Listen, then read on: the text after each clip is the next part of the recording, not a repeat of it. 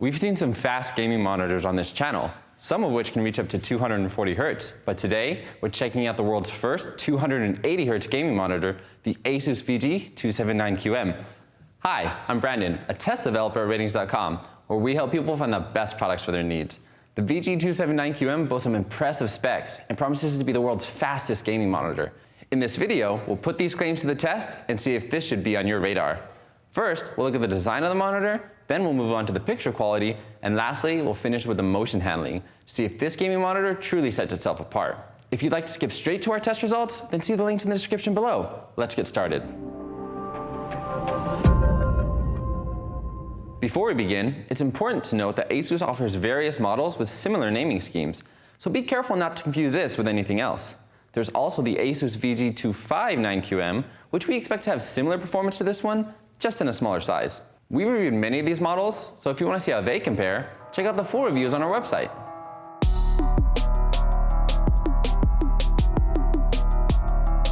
The design of the monitor is gamer-oriented, but it's still fairly unassuming from the front. On the back, there are aggressive patterns scattered throughout, and the stand has some red accents that pair well with the matte black finish. This monitor is part of the ASUS TUF lineup, as you can see from the logo on the stand.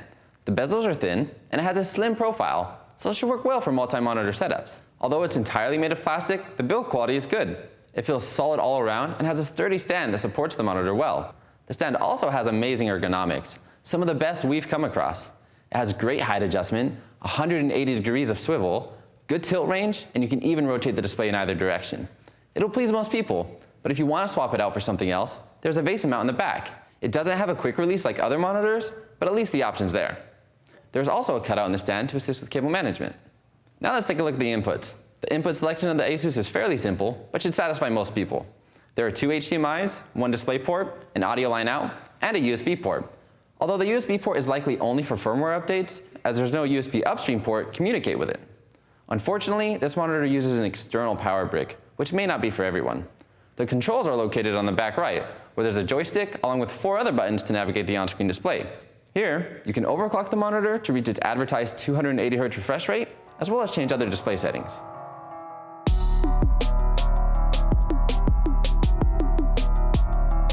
Now we'll move on to picture quality. We'll be comparing to currently available monitors, but competing models may change as new monitors are released throughout the year. For an updated comparison with new models as we buy and test them, see the review page on our website. First, let's take a look at the resolution and size. This monitor is 27 inches and has a 1080p resolution. So while it'll work perfectly fine for gaming, it's not going to be the first choice for those looking to do lots of multitasking. At this size, it has a pixel density of 82 ppi, so text isn't going to be as crisp when compared to higher resolution monitors.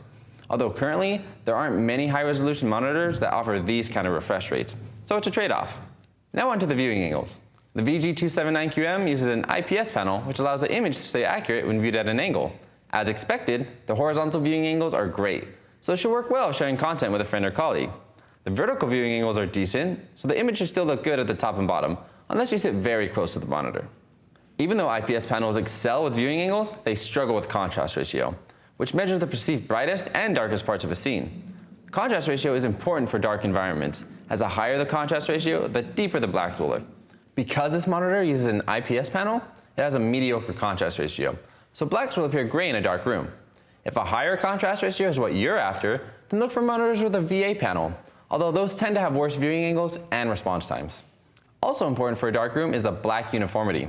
Black uniformity issues present themselves as brighter areas around dark scenes, which is commonly referred to as backlight bleed. Our unit actually has some of the best uniformity we've measured on a monitor, which is to say it's decent. There's some slight clouding throughout the screen, but almost no backlight bleed or flashlighting. So even though the contrast ratio doesn't make this a great pick for viewing content in the dark, at least there won't be any distracting spots while doing so. That said, black uniformity may vary between units due to manufacturing tolerances, so yours may be different. Let us know in the comments if you own this monitor and how your black uniformity compares. Now let's take a look at the peak brightness, which is important for any well-lit environment, such as an office. In our SDR test, this monitor measured at 415 nits, which is quite good. That's plenty bright for most people and should easily counteract glare with a well-lit room. With HDR enabled, brightness increases to about 500 nits, which although very bright, it still may not be high enough for HDR enthusiasts. Either way, the brightness of this monitor should please most people. Also important for a bright environment is the reflection handling, which is how well a display counteracts distracting glare from overhead lighting or sunlight. This monitor has good reflection handling, so it shouldn't be an issue in most cases. It's not as good as some other monitors we've tested, but paired with its high peak brightness, it should still be suitable for most environments.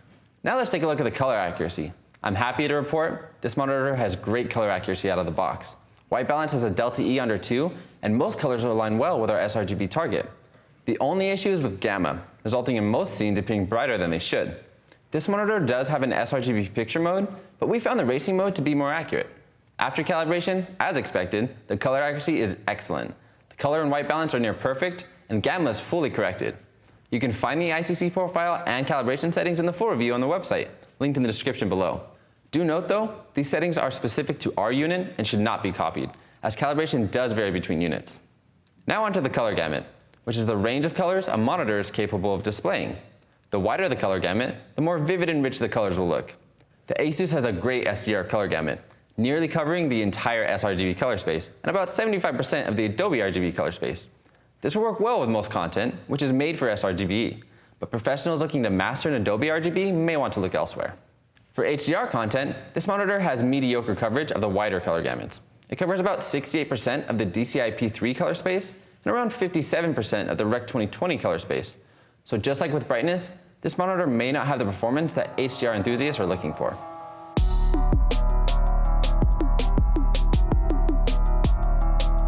Now onto the motion performance, which is where this monitor shines. As mentioned before, this is the world's first 280 Hz monitor, which is more than 4.5 times faster than your conventional 60 Hz display. The higher the refresh rate, the smoother motion will look and the more responsive games will feel. Meaning this monitor would be an excellent choice for fast-paced games, such as first-person shooters. The ASUS also supports FreeSync and is G-Sync compatible, certified by NVIDIA, so no matter which graphics card you choose, you can have a nearly tear-free experience. Also crucial for gaming is a response time, or the time it takes for a display to change pixels from one color to the next. A slow response time can result in a blurry trail behind fast-moving objects, so it's quite important for gaming monitors to have a fast response time in order to reduce motion blur. At the max refresh rate, the ASUS has some of the fastest response times we've measured, with minimal overshoot. Paired with its high refresh rate, the ratings logo in our Pursuit motion test looks super clear. At 60 Hz, the response time is still superb, with no measurable overshoot. You can change the response time via an overdrive setting in the menu. You can see how each one affects the motion blur in our full review. It's important to note that at the max refresh rate, we recommend setting the overdrive to 80, whereas at 60 Hz, we recommend setting it to 0. If you keep the overdrive set to 80 at 60 Hz, then there will be way too much overshoot, as seen here. So make sure the overdrive is set appropriately for the frame rate you plan on using. Another great way to reduce motion blur is to enable black frame insertion, which turns the backlight off between frames. This reduces motion blur caused by the sample and hold technique of modern displays, which you can learn more about in our video here. This monitor is quite unique in that you can enable BFI and variable refresh rate at the same time, which ASUS calls ELMB sync. This gives you the low motion blur of BFI while maintaining the nearly tear-free experience thanks to VRR. The monitor supports BFI from 120 to 280 Hz, but if you enable ELMB sync, it extends that range down to 85 Hz.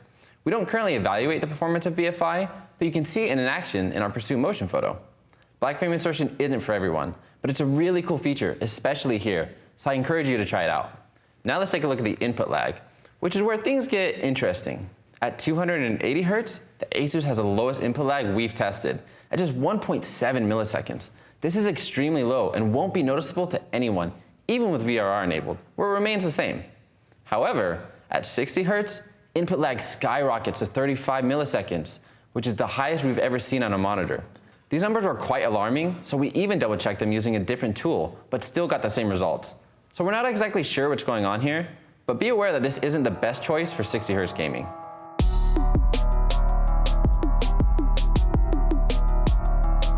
So overall, the ASUS VG2779QM is an awesome gaming monitor that's easy to recommend.